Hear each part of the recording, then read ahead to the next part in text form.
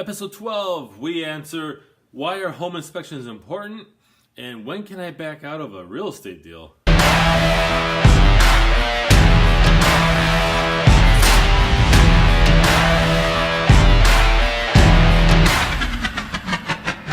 Welcome everyone to this episode 012 of the AskJasonGelios show. I want to thank everyone for tuning in, and again, just special thanks for everyone who has shared this, liked this, commented, and submitted questions. So I really appreciate that. So a couple questions we're going to answer. Why are home inspections important? And why would you ever back out of a real estate deal, or when?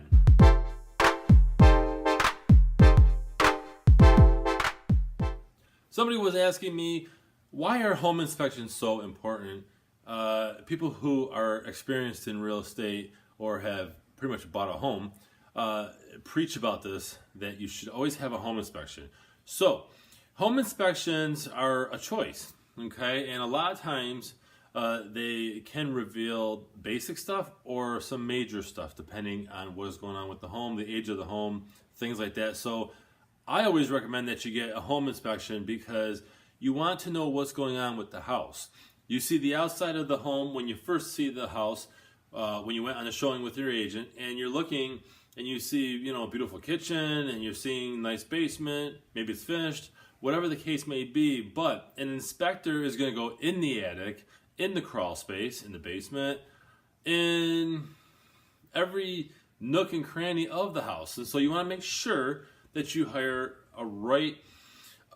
the right home inspector, someone who's experienced and licensed, in my opinion, and you want to make sure that everything's good.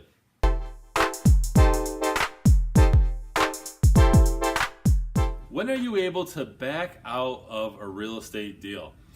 While there's no perfect time, there are two major milestones that can allow you to back out of a real estate deal. One, inspection is not satisfactory. If something came up during your home inspection on the house that you're hoping to buy, and if it's too much for you to handle or take on, or the seller won't negotiate with you, you can basically walk away from the deal and you're only out your inspection money. Now, appraisal.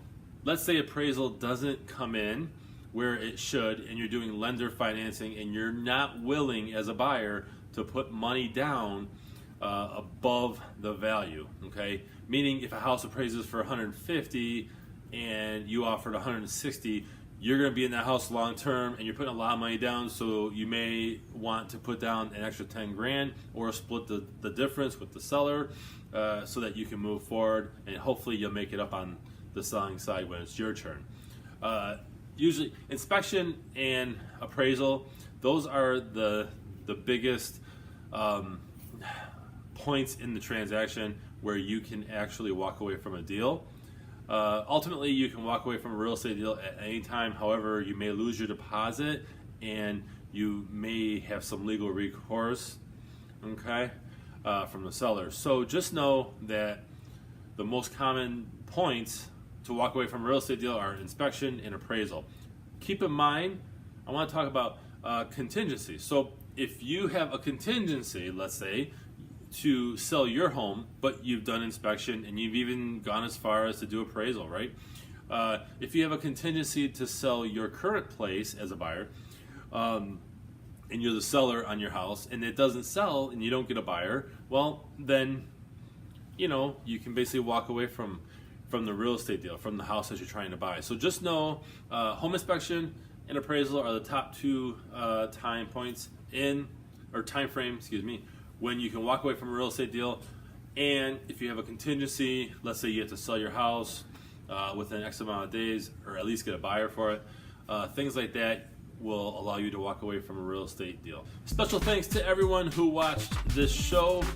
I appreciate your comments that you put below.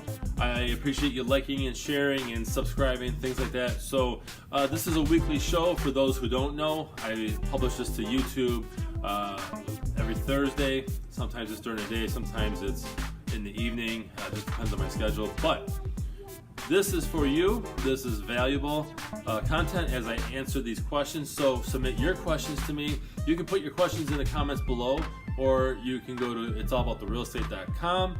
Otherwise, thanks for watching, and I'll see you next week. Wow, that was a great episode, huh? If you like these episodes, subscribe, because you don't want to miss out when I upload one every week. Thanks.